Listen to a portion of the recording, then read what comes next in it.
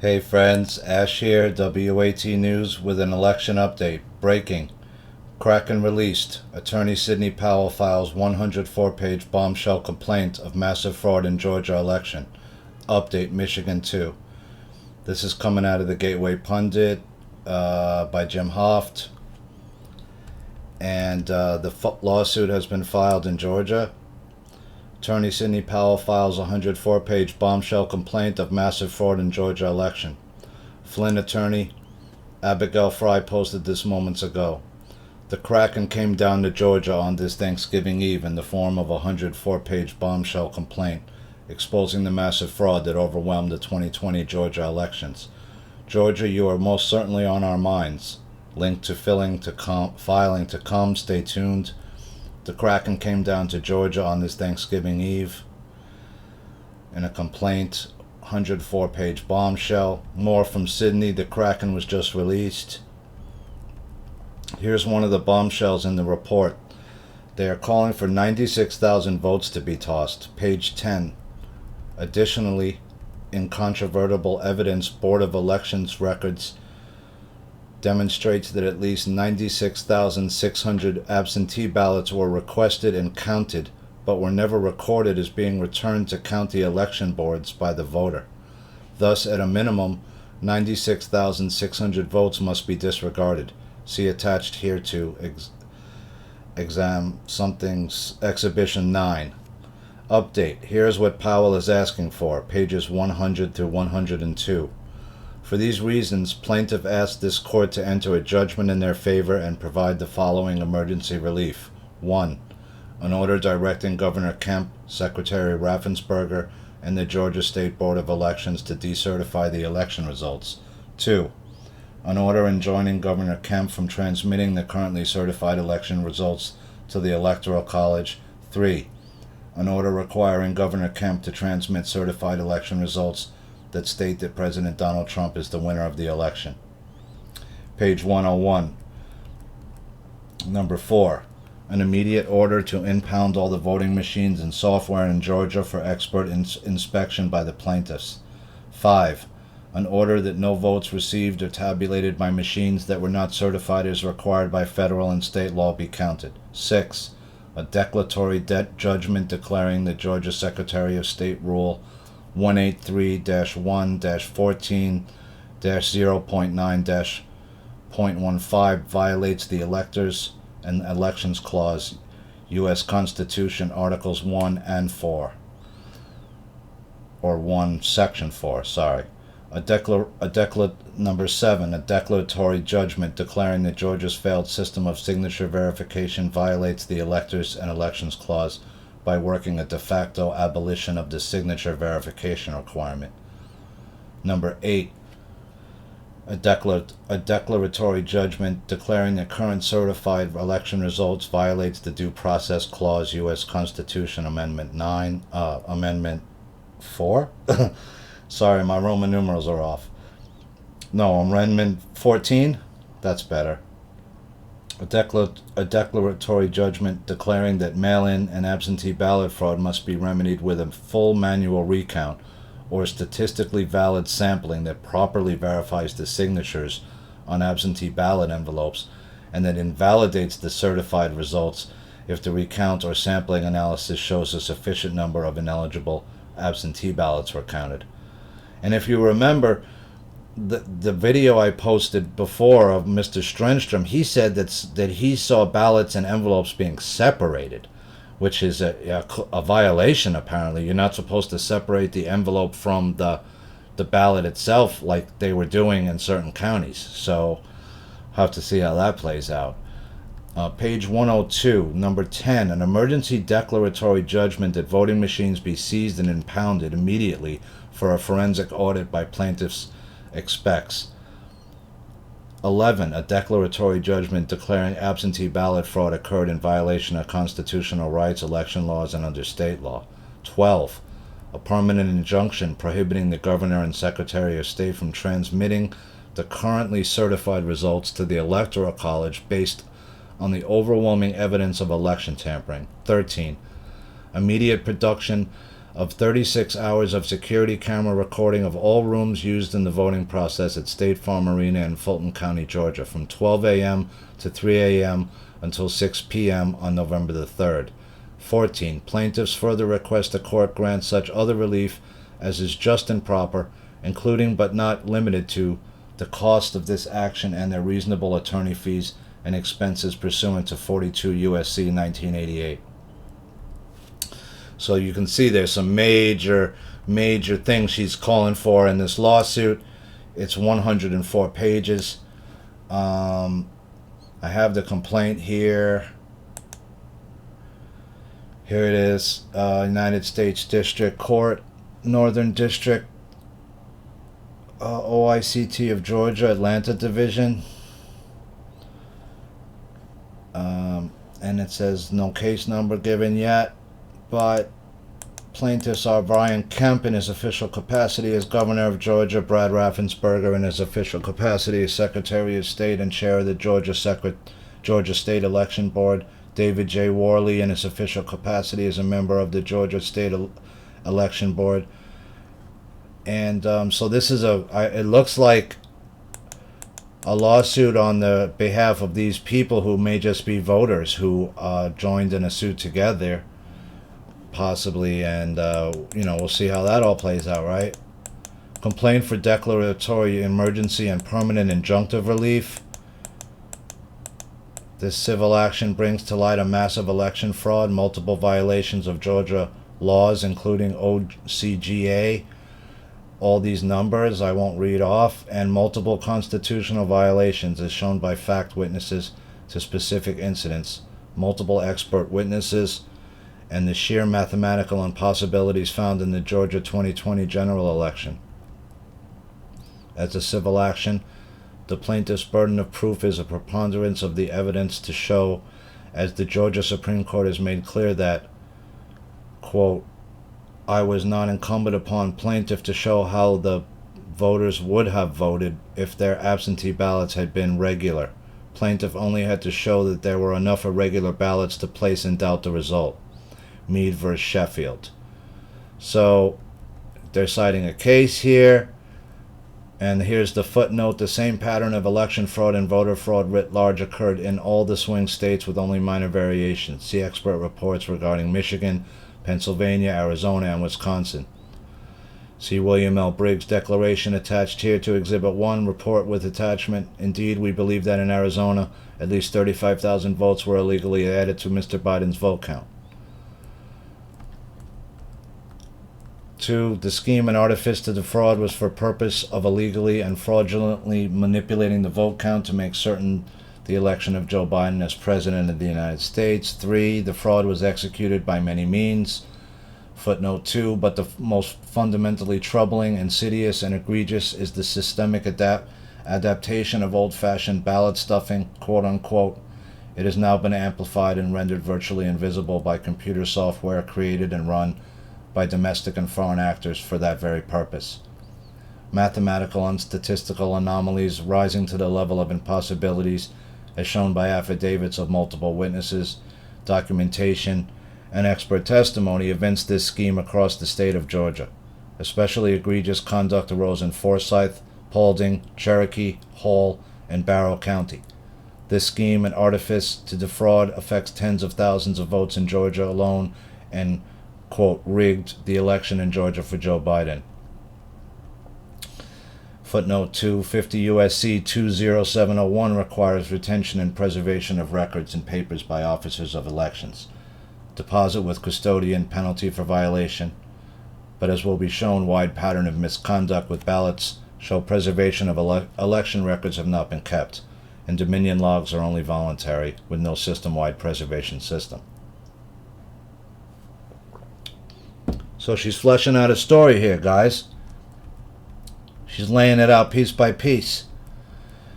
The massive fraud begins, number 4, the massive fraud begins with the election software and hardware from Dominion Voting Systems Corporation, Dominion, only recently purchased and rushed into use by defendants Governor Brian Kemp, Secretary of State Brad Raffensperger, and the Georgia Board of Elections. Sequoia voting machines were used in 16 states and the District of Columbia, in 2006. Smartmatic, which has revenue of about $100 million, focuses on Venezuela and other markets outside the United States. After selling Sequoia, Smartmatic's chief executive Anthony Mujica, Mr. Mujica said he hoped Smartmatic would work with Sequoia on projects in the U.S., though Smartmatic wouldn't take on an equity stake. Smartmatic and Dominion were founded by foreign oligarchs and dictators to ensure computerized ballot stuffing and vote manipulation to whatever level was needed to make certain Venezuelan dictator Hugo Chavez never lost another election. See redacted whistleblower Affiant attached as Exhibit 2. Notably, Chavez won every election thereafter. See WallStreetJournal.com, Smartmatic to sell U.S. unit and probe into Venezuelan links by Bob Davis. So this is a whole long thing. I won't read it all out to you guys, but it's laying out the whole story here. It's detailed, and I will include the link in the video. Just want to get back to here is the official site. It looks like Sidney Powell's site, defending the republic.org, and Kraken releaser. There's Sidney. The Kraken's released. And you could also find the Georgia and Michigan complaints here. So if you want, I'll include that in the link as well. And you could also donate if you care to Sidney Powell, because she is working independently and she is not billing the president or anybody for her work. So, and I'm not affiliated with Sidney. I just think she's cool. So that's the site where I found the link to both of the complaints, and we just looked at the Georgia complaint just a little bit. I wanted to also share this article I saw because I thought it was really important. Georgia lawsuit, witness testifies about use of different paper for counterfeit quote-unquote ballots, watermark solid gray instead of transparent, 100% for Joe Biden by Christina Layla. Attorney Sidney Powell filed a 104-page lawsuit, which we just looked at a little bit, in Georgia, alleging massive voter fraud. Sidney Powell's lawsuit contained allegations of numerous irregularities, anomalies, old-fashioned ballot stuffing, violations of a Georgia's election code, unlawful audit procedures, and use of voting machines to manipulate votes. Many witnesses testified they saw ballots marked for President Trump being put into Joe Biden piles and pre-printed pristine ballots that went 100% for Joe Biden. One Affiant testified they saw counterfeit ballots with darker colored watermarks that went 100% to Joe Biden. When the elections director was alerted to the counterfeit ballots, they brushed off concerns and said the watermarks were darker because of the use of different printers.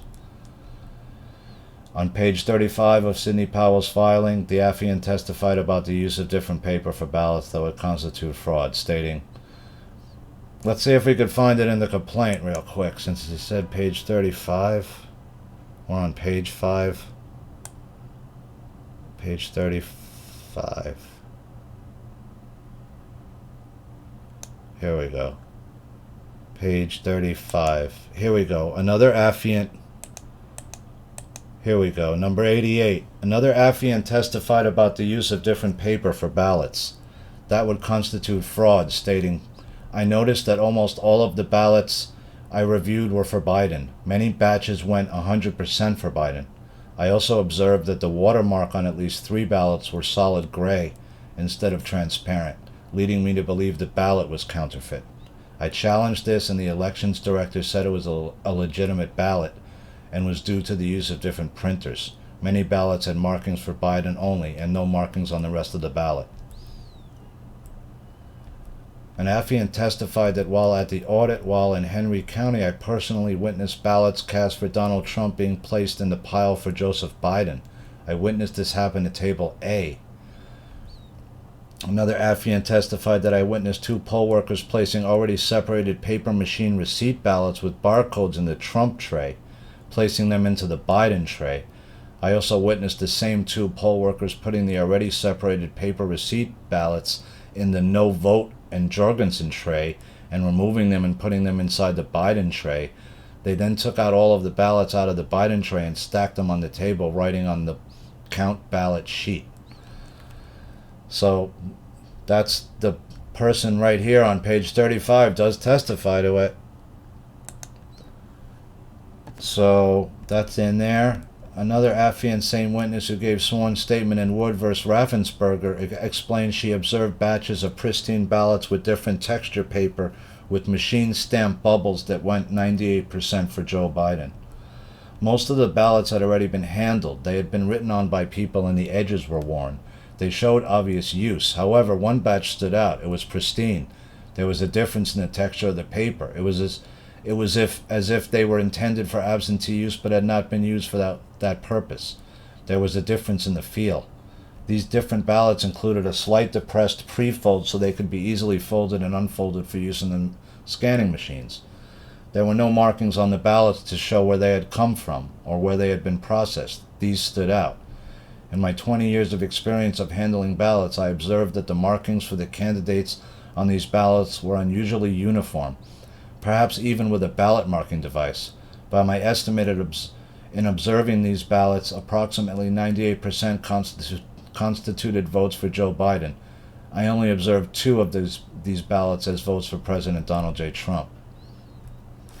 So that's interesting.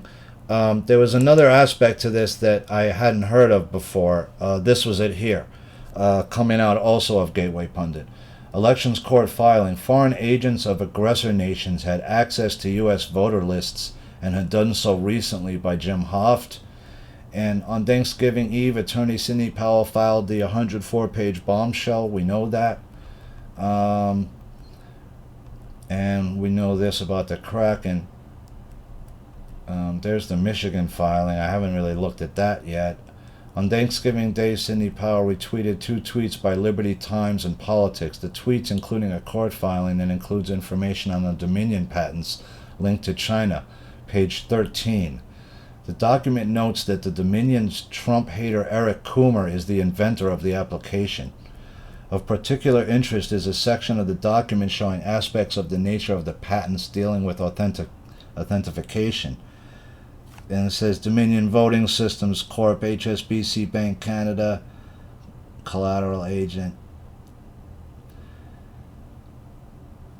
Cutler, Soren Schwartz.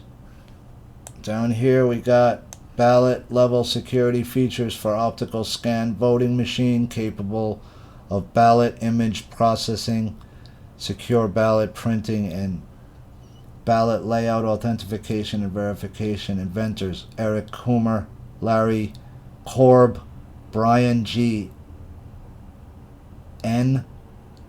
and it looks like Learman. Smartmatic creates the backbone.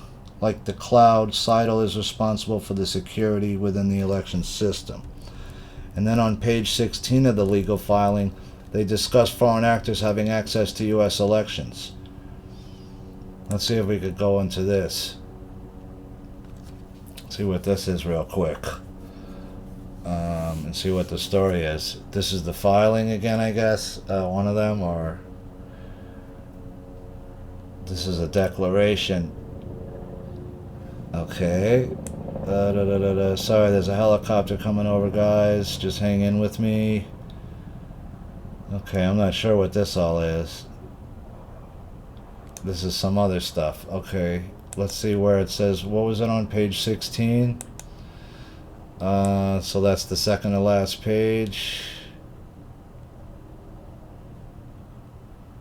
14, 16, 14, 15, 16.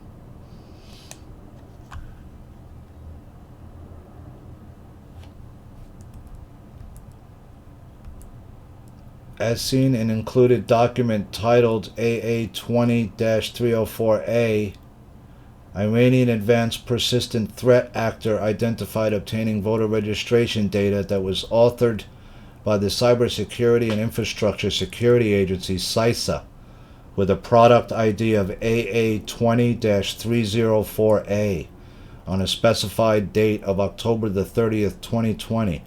CISA and the FBI reports that Iranian APT teams were seen using AcuteNix, a website scanning software, to find vulnerabilities within election company websites. confirmed to be used by the Iranian APT teams by seized cloud storage that I had personally captured and reported to higher authorities. These scanning behaviors showed that foreign agents of aggressor nations had access to U.S. voter lists and had done so recently. 21.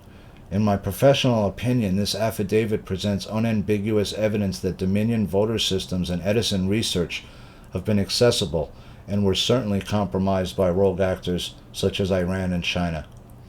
By using servers and employees connected with rogue actors and hostile foreign influences, combined with numerous easily discoverable leaked credentials, these organizations neglectfully allowed foreign adversaries to access data and intentionally provided access to their infrastructure in order to monitor and manipulate elections, including the most recent one in 2020. This represents a complete failure of their duty to provide basic cybersecurity. This is not a technological issue, but rather a governance and basic security issue.